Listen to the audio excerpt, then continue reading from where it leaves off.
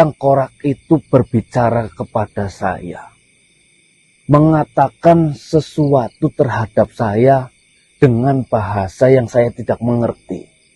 Saya rasa itu adalah bahasa Portugis. Oh, bahasa asalnya. Iya, tetapi niat saya dari awal menggunakan kekuatan itu adalah saya ingin menjadi, kasarannya saya ingin menjadi dukun. Karena waktu itu, di zaman saya, banyak sekali orang yang memiliki keluh kesah, memiliki dendam terhadap seseorang lainnya. Saya memanfaatkan keresahan warga itu yang tidak tahu akan solusinya. Saya memanfaatkan hal itu, saya menggunakan kekuatan leluhur saya.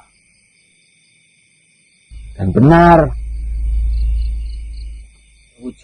itu terwujud. Saya benar-benar mendapatkan kekuatan itu. Setiap ada orang dengan segudang masalah datang kepada saya berhasil membunuh musuh-musuh mereka. Dengan kekuatan yang sudah saya kuasai itu. Kekuatan unik, kekuatan aneh. Saya benar-benar sudah menguasai akan hal itu. Ketika itu, saya sehingga menjadi kaya raya. Di desa Cikakang ini, saya menjadi satu-satunya orang yang memiliki rumah yang begitu luas. Orang yang memiliki harta begitu banyak. Namun,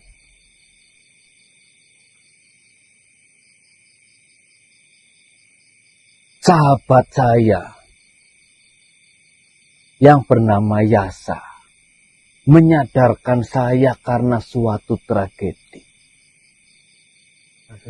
Ya, saya sadar apa yang saya lakukan itu adalah kesalahan.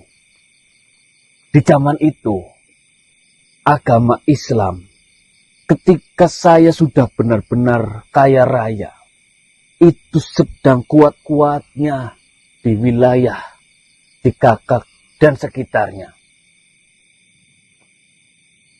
Saya memahami, saya sadar bahwasanya apa yang saya lakukan itu adalah kesalahan. Itu merugikan banyak makhluk. Dan itu sudah jelas-jelas melanggar apa yang sudah dilarang oleh Tuhan. Karena tragedi itu, saya disadarkan oleh sahabat saya yang bernama Yasa itu. Dan saya bersyukur akan hal itu. Tragedinya, mohon maaf, seperti apa ya? Bagaimana cara Yasa menghentikan Mbah Yanca ini? Seperti ini. Saya dan Yasa adalah dua orang sahabat. Kami bersahabat kecil. Dari kecil hingga kami beranjak menjadi seorang remaja, kami selalu bersama dan kami selalu menjadi sahabat.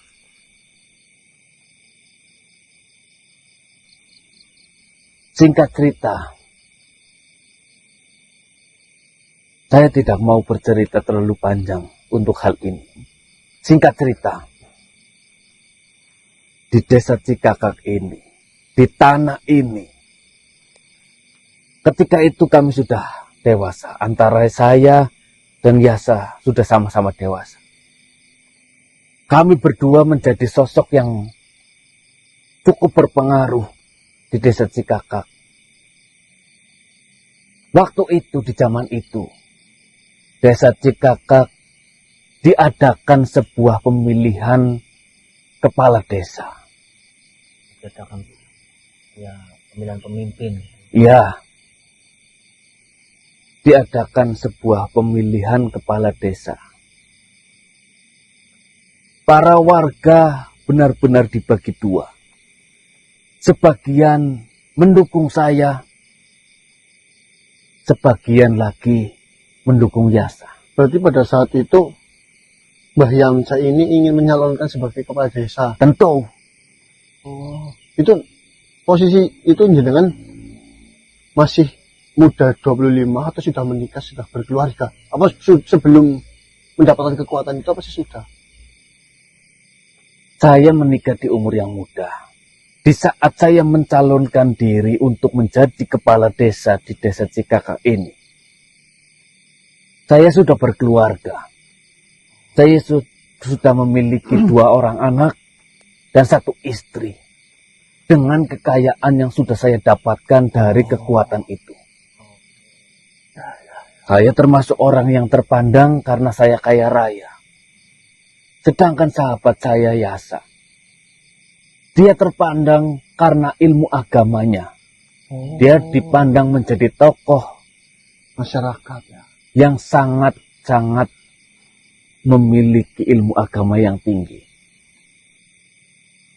2 itu membuat saya tertantang. Untuk menjadi pesaing. Ya, saya yakin sekali bahwasanya dengan harta saya bisa untuk membuat para warga memilih saya menjadi kepala desa ini.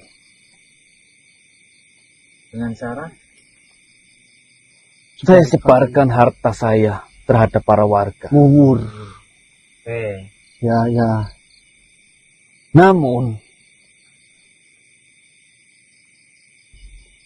di menjelang hari pemilihan kepala desa, saya melihat tanda-tanda bahwasanya warga itu jauh lebih memihak kepada Yasa ketimbang saya yang memiliki harta sebanyak itu. Saya sebagai seorang yang memiliki harta kekayaan dan terpandang di tanah ini, saya merasa tidak terima.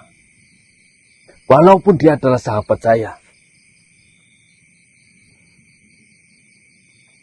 Saya perintahkan bawahan-bawahan saya untuk membayar tangan-tangan para warga itu yang sudah berpihak kepada Yasa supaya berbalik arah sehingga menjadi memihak kepada saya.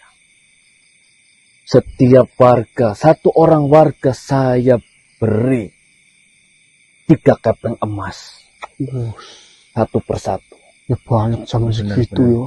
Ketika itu, warga di desa Cikakak cukup banyak.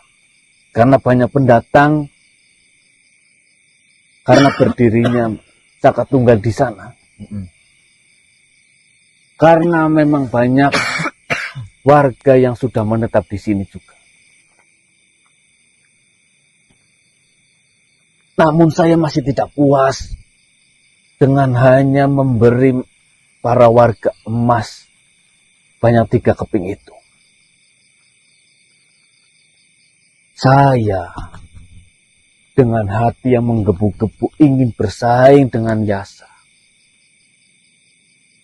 Saya mencoba menggunakan kekuatan yang sudah saya dapatkan dari leluhur saya.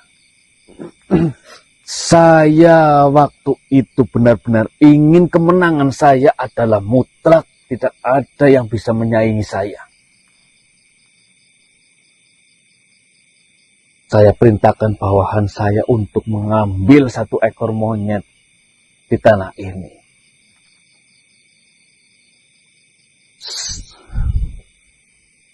Saya mencoba untuk melukai Yasa dengan kekuatan yang sudah saya kuasai. Kau tahu apa yang terjadi ketika saya berniat untuk melukai Yasa? Monyet yang sudah dibawa oleh bawahan saya sembelih di atas tengkorak leluhur saya.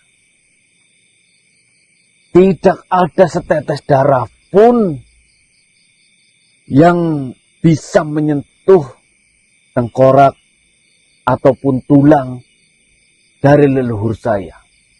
Padahal itu menyembelihnya di Ya, terus benar-benar tidak ada setetes darah pun yang mampu menyentuh dari tengkorak itu. Setiap tetesan darah langsung ke samping dari tengkorak-tengkorak ataupun tengkorak leluhur saya itu. Saya perintahkan bawahan saya untuk menyelidiki. Kau tahu apa yang sedang dia lakukan? Dia sedang menjalankan sholat malam. di jasa itu. Ya, Tahajud. itu yang membuat kekuatan dari yang saya punya itu tidak mempan terhadap dia. Di hari ketika hari itu datang, Hari H pemilihan itu. ya, saya berjalan dari rumah menuju ke tempat pemilihan itu. Di seberang jalan saya melihat ada Yasa dengan para pendukungnya. Ternyata apa yang saya perkirakan, bahwasanya warga akan lebih memilih saya karena saya kaya raya, itu adalah kesalahan.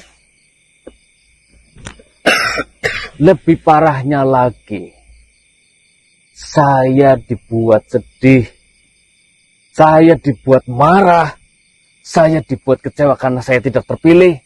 Lebih parah lagi, ketika saya pulang, saya melihat istri dan anak saya sudah tergeletak di tanah, meninggal dunia.